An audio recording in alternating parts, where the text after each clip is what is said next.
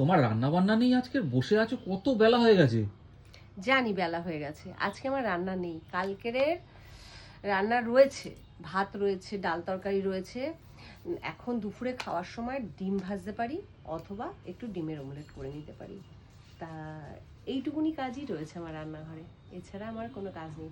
আর কিছু জামা কাপড় চারিদিকে ছড়ানো ছেটানো ছিল, সেই জামা কাপড়গুলো গুছ করে এক জায়গায় রাখলাম, এগুলো আলমারিতে তুলতে হবে।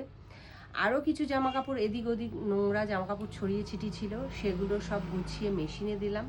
মেশিনে মনে হয় হয়েও গেছে, একটু দেখে বলো তো মেশিনে হয়ে গেছে কিনা। তা দেখছি। ওগুলো বাইরে গিয়ে মেলতে হবে। তা এইটুকুনি কাজ। অন্যদিন তো হুটোপাটা থাকে রান্নার এদিকে সেদিকে। তা আজকে একটু একটু মানে ওটা ভাল রিল্যাক্স, মানে একটু মানে রিল্যাক্স। ভাল লাগছে না বলো। ও, তুমি বসে আছো সেটা দেখতে, হ্যাঁ সত্যি তুমি বসে থাকলে দেখতে ভালো লাগে না। তাহলে কি করবো, নাচ করবো? না, সারাক্ষণ ঘুরবে ফিরবে, কাজ করবে, ভাল লাগছে না সেরকমই আজকে দেখে অভ্যস্ত তো, তাই। একদম।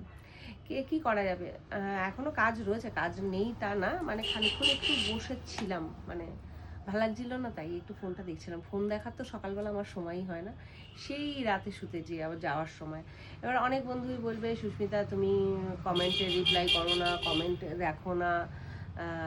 তা আমার মতন যদি তোমরা, মানে আমার জায়গায় তোমরা যদি থাকতে, তাহলে বুঝতে পারতে যে এক হাতে সমস্ত কাজ বাজ সামলে সত্যি সম্ভব হয় না।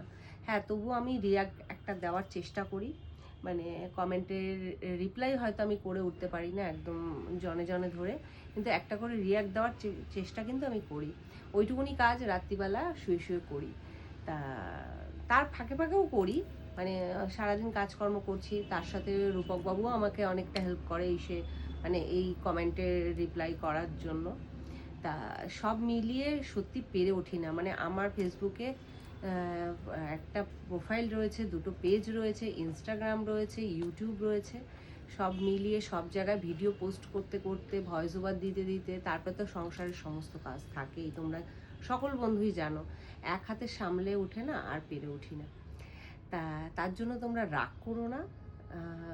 কি বলবো আর, এটাই বলার ছিল। তা এইভাবেই পাশে থেকো, সাথে থেকো।